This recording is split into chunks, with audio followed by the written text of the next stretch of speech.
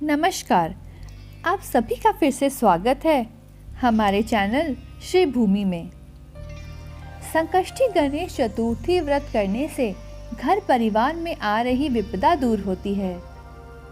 कई दिनों से रुके मांगलिक कार्य संपन्न होते हैं तथा भगवान श्री गणेश असीम सुखों की प्राप्ति कराते हैं। माह के किसी भी चतुर्थी के दिन भगवान श्री गणेश की पूजा के दौरान संकष्टी गणेश चतुर्थी व्रत की कथा पढ़ना अथवा सुनना जरूरी होता है। इसके संबंधित 4 कथाएं प्रचलित है। तो प्रस्तुत है श्री गणेश की 4 कथाएं।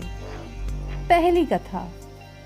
पौराणिक एवं प्रचलित गणेश कथा के अनुसार एक बार देवता कई विपदाओं में घिरे थे। तब वह मदद मांगने भगवान शिव के पास आए। उस समय शिव के साथ कार्तिकेय जी तथा गणेश जी भी बैठे थे। देवताओं की बात सुनकर शिव जी ने कार्तिकेय जी व गणेश जी से पूछा कि तुम में से कौन देवताओं के कष्टों का निवारण कर सकता है। तब कार्तिकेय जी व गणेश जी दोनों ने ही स्वयं को इस कार्य के लिए सक्षम बताया।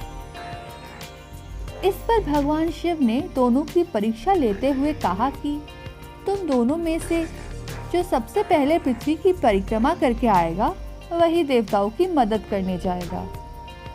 भगवान शिव के मुंह से यह वचन सुनते ही कार्तिकेय जी अपने वाहन मोर पर बैठकर पृथ्वी की परिक्रमा के लिए निकल गए। परंतु गणेश जी सोच में पड़ गए कि वह चूहे के ऊपर चढ़कर सारी पृथ्वी की परिक्रमा करेंगे तो इस कार्य में उन्हें बहुत समय लग जाएगा। तभी उन्हें एक उपाय सूझा। गणेश जी अपने स्थान से उठे और अपनी माता पिता की 7 बार परिक्रमा करके वापस बैठ गए। परिक्रमा करके लौटने पर कार्तिकेय स्वयं को विजेता बताते हैं। तब शिवजी ने गणेश से पृथ्वी की परिक्रमा ना करने का कारण पूछा। तब गणेश ने कहा, माता पिता के चरणों में ही समस्त लोक है। यह सुनकर भगवान शिव ने गणेश जी को देवताओं के संकट दूर करने की आज्ञा दी। इस प्रकार भगवान शिव ने गणेश जी को आशीर्वाद दिया कि चतुर्थी के दिन जो तुम्हारा पूजन करेगा और रात्रि में चंद्रमा को अर्घ देगा उसके तीनों ताप यानी दैहिक ताप, दैविक ताप और भौतिक ताप दूर होंगे। गणेश चतुर्थी व्रत की दूसरी कथा। एक समय की बात है, राजा हरिश्चंद्र के राज्य में एक कुम्हार था। वो मिट्टी के बर्तन बनाता, लेकिन वह कच्चे रह जाते थे। एक पुजारी ने सलाह दी कि इस समस्या को दूर करने के लिए एक छोटे बच्चे की बलि देनी होगी और उसे मिट्टी के बर्तनों के साथ भट्टे में डाल देना पड़ेगा। उस दिन संकष्टी चतुर्थी का दिन था। उस बच्चे की माँ अपने बेटे के लिए परेशान थी। उसने गणेश जी से बेटे की कुशलता की प्रार्थना की। दूसरे दिन जब कुम्हार ने सुबह उठकर देखा तो भट्टे में उसके बर्तन तो पक गए थे, लेकिन बच्चे का बाल बांका भी नहीं हुआ था। वो डर गया और राजा के दरबार में जाकर सारी घटना बताई। इसके बाद राजा ने उस बच्चे और उसकी माँ को बुलाया तो माँ ने सभी तरह के विघ्न को दूर करने वाली संकष्टी चतुर्थी का वर्णन किया। इस घटना के बाद से महिलाएं संतान और परिवार के सौभाग्य के लिए संकट चौथ का व्रत रखने लगी। तीसरी कथा। एक समय की बात है, विष्णु भगवान का विवाह लक्ष्मी जी के साथ निश्चित हो गया। विवाह की तैयारी होने लगी। सभी देवताओं को निमंत्रण भेजे गए, परंतु गणेश जी को निमंत्रण नहीं दिया गया।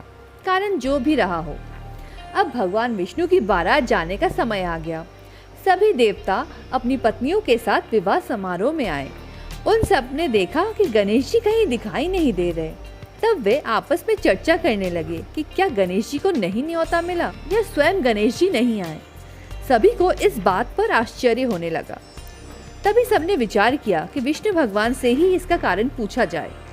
विष्णु भगवान से पूछने पर उन्होंने कहा कि हमने गणेश के पिताजी भोलेनाथ महादेव को न्योता भेजा है।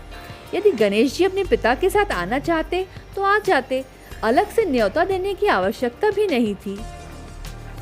दूसरी बात यह कि उनको 1.25 मन मूंग, 1.25 मन चावल, 1.25 मन घी और 1.25 मन लड्डू का भोजन दिन भर में चाहिए। यदि गणेश जी नहीं आएंगे तो कोई बात नहीं, दूसरे के घर जाकर इतना सारा खाना पीना अच्छा भी नहीं लगता। इतनी वार्ता कर ही रहे थे कि किसी एक ने सुझाव दिया, यदि गणेश जी आ भी जाए तो उनको द्वारपाल बनाकर बैठा देंगे कि आप घर का ध्यान रखना। आप तो चूहे पर बैठकर धीरे धीरे चलोगे तो बारात के पीछे रह जाओगे। यह सुझाव भी सबको पसंद आया तो विष्णु भगवान ने भी इसमें सहमति दी। होना क्या था, इतने में गणेश जी वहां आ पहुंचे और उन्हें समझा बुझाकर घर की रखवाली करने बिठा दिया। बारात चल दी। तब नारद जी ने देखा कि गणेश जी तो दरवाजे पर ही बैठे हुए हैं, तो वे गणेश जी के पास गए और रुकने का कारण पूछा। गणेश जी कहने लगे कि विष्णु भगवान ने मेरा बहुत अपमान किया है। नारद जी ने कहा कि आप अपनी मूषक सेना को आगे भेज दे तो वह रास्ता खोद देगी, जिससे उनके वाहन धरती में धंस जाएंगे। तब आपको सम्मान पूर्वक बुलाना पड़ेगा। अब तो गणेश जी ने अपने मूषक सेना जल्दी से आगे भेज दी और सेना ने जमीन पोली कर दी। जब बारात वहां से निकली तो रथों के पहिए धरती में धंस गए। लाख कोशिश करे परंतु पहिए नहीं निकले। सभी ने अपने अपने उपाय किए परंतु पहिए तो नहीं निकले, बल्कि जगह जगह से टूट गए। किसी की समझ में नहीं आया कि अब किया क्या जाए। तब तो नारद जी ने कहा, आप लोगों ने गणेश जी का अपमान करके अच्छा नहीं किया। यदि उन्हें मना कर लाया जाए तो आपका कार्य सिद्ध हो सकता है और यह संकट टल सकता है। शंकर भगवान ने अपने दूत नंदी को भेजा और वे गणेश जी को लेकर आए। गणेश जी का आदर सम्मान के साथ पूजन किया। तब कहीं रथ के पहिए निकले। अब रथ के पहिए निकल तो गए परंतु वो टूट फूट गए, तो उन्हें सुधारे कौन। पास के खेत में खाती काम कर रहा था, उसे बुलाया गया। हाथी अपना कार्य करने से पहले श्री गणेशाय नमः कहकर गणेश जी की वंदना मन मन में ही करने लगा। देखते ही देखते खाती ने सभी पहिए को ठीक कर दिया। तब खाती कहने लगा कि हे देवताओं, आपने सर्वप्रथम गणेश जी को नहीं मनाया होगा और ना ही उनके पूजन की, इसलिए तो आपके साथ यह संकट आ गया। हम तो मूर्ख अज्ञानी हैं, फिर भी पहले गणेश जी को पूजते हैं, उनका ध्यान करते हैं। आप लोग तो देवतागण हैं, फिर भी आप गणेश जी को कैसे भूल गए। अब आप लोग भगवान श्री गणेश जी की जय बोलकर जाए तो आपके सब काम बन जाएंगे और कोई संकट भी नहीं आएगा। ऐसा कहते हुए बारात वहां से चल दी और विष्णु भगवान का लक्ष्मी जी के साथ विवाह संपन्न करा के सभी सकुशल घर लौट आए। चौथी कथा। एक बुढ़िया थी, वो बहुत ही गरीब और दृष्टिहीन थी। उसके एक बेटा और बहू थे। वह बुढ़िया सदैव गणेश जी की पूजा किया करती थी। एक दिन गणेश जी प्रकट होकर उस बुढ़िया से बोले, बुढ़िया माँ, तू जो चाहे सो मांग ले। बुढ़िया बोली, मुझसे तो मांगना नहीं आता, कैसे और क्या मांगूं। तब गणेश जी बोले, अपने बहू बेटी से पूछकर मांग ले। तब बुढ़िया ने अपने बेटे से कहा, गणेश जी कहते हैं तू कुछ मांग ले, बता मैं क्या मांगूं। पुत्र ने कहा, माँ तू धन मांग ले। बहू से पूछा तो बहू ने कहा, नाती मांग ले। तब बुढ़िया ने सोचा कि ये तो अपने अपने मतलब की बात कह रहे हैं। अंततः उस बुढ़िया ने पड़ोसियों से पूछा तो उन्होंने कहा, बुढ़िया तू तो थोड़े दिन जिएगी, क्यों तू धन मांगे, क्यों नाती मांगे। तू तो अपनी आंखों की रोशनी मांग ले, जिससे तेरी जिंदगी आराम से कट जाए।